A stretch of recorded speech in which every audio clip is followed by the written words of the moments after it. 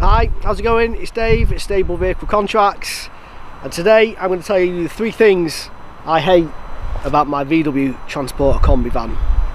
So previously we did a video on the 3 things I love about it, and that is just up there, so go and check that out if you're not already. So I do really like this van, but there are a few things that I don't like about it, and when you get to drive it every day for quite a few miles every day, you tend to pick those up. The first thing is on the outside, then the 2 other things don't like it on the inside, so let's do the outside thing first, then we can go inside because it's cold and windy and just a bit miserable really, isn't it? It feels hungry. First thing I don't like about it, this one's got no rear parking camera. It's crap. And it's a ball ache. It's not a ball ache, it's just not as easy. With that parking camera, rear camera on it, it's so easy to park this van in the tightest of spots. And whereas you can do it because the mirrors are great on it and the view out the back is really good, you can still park, it is a bit more effort. And I like things nice and easy. So I would definitely need, if you get one of these vans, one of the first things I'd say you put on it is that rear parking camera. The second thing I don't like about these vans is a problem that is caused in the morning and at night, and that is the cold. If you just pan around for us, Phil, you'll see there's a lot of space there, a lot of air to fill. So when it's cold at night, you know, in the morning, this van takes so long to warm up. It probably takes a good 20 minutes for the inside of the van to get to a decent temperature. Now one thing you can do to sort of cut that down a little bit is put a bulkhead in. So just behind the seats there, basically a big sheet of plastic. Looks better than it sounds, but it cuts off the rear cabin, and it just basically be making the size that you're trying to fill with hot air a lot smaller, and it heats up quicker and it keeps the noise out as well. So I'd always prefer to have one with a bulkhead if I can. The only problem with that comes is if you need something to put something really long in the back of your van and then you've cut the space off there you've got for it. Nearly lunchtime, Phil. Yeah, nearly there.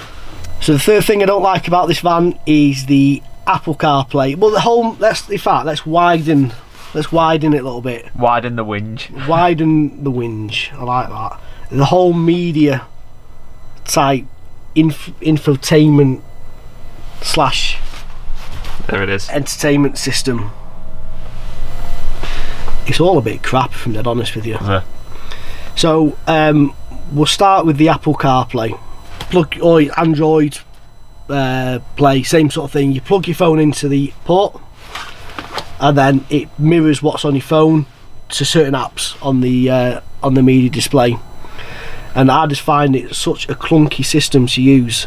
There's a couple of main gripes I've got with it. One that really pisses me off is if I'm listening to music from Amazon, streaming it from Amazon Music, or I'm listening to a podcast and then someone rings me, it won't go back to the music or to the podcast, even if I turn it off and restart it without, short of stopping the vehicle, taking the car out the ignition and restarting it, it won't pick the music or the podcast back up again. And at first I thought it was a bit of had a bit of a dodgy system, and it was that, but I've changed vans and it still happens, and I don't know what the deal is with that. It doesn't happen in the Golf. Does it not? No, definitely. People phone me rarely, but it doesn't rarely happen. Yeah, not very often. A PPI, and you try to say PPI, but it always seems to happen at the start of the journey as well, and I've got 40 minutes to go. I'm in silence, just crying to yourself. Just me and my thoughts. It's just a lonely place. It's dark and lonely in there. The other thing is the DAB signal is crap on these. It drops out so often. So if you listen, I listen to a lot of Talk Sport, for example, on DAB, and the amount of times that signal drops, it's just crazy. And there's certain points in my journey where it will drop that point every single time. And at first I thought, okay, fair enough, there's a bit of a black spot there, but then I've been through it in cars, listening to with the DAB on, and it doesn't happen. I can only presume the tech in here isn't as good as what's in like the cars that I've driven that's done that. Yeah. That's really odd. The sat nav system's pretty poor. It's just clunky to use. You know, they're hard to program in. You know, there's not very intuitive when you're trying to use them. It's in like putting your destination and stuff like that in. Yeah. And I just all day long now I just go on, I put it on my phone. Yeah. And just play it through the speakers. And the final thing I'm going to moan about with this infotainment system is the lack of USB ports. So I've got, and I need a bit of help with this, I need to sort this out. So I've got a what have I got? Dash cam. Dash cam. I didn't notice that. Did you not? That there. Yeah. It's subtle, isn't it? Yeah, it's subtle. I need to sort this out. The reason I've not done it is because I do change vans fairly regularly, every sort of 3 months or so. Yeah. And I've got this one now in end of Jan, and I'll probably come out of it I've got it at the end of Jan, and I'm probably going to come out with it at the start of March. Yeah. So I'm like, can I be arsed trying to get it up through? Yeah. That's my problem. Around the windscreen and all that, yeah. But I'm just kind of dealing with it for now. Yeah, you don't even notice that bulk of cables there. Well, what else would you need that space for? That's there for your cables. Quite clearly. Yeah. But this van does not have, it's only got one USB port in there. Is that even close to the driver, that, is it? No. My old van had a USB port just there. What's changed? Nothing. It's a no-cost option, which you've got to order, and it's not been ordered with it. To get a second one? To get one there, yeah. Why would you not want it? Why is it even an option to have to select it? Yeah. It should be.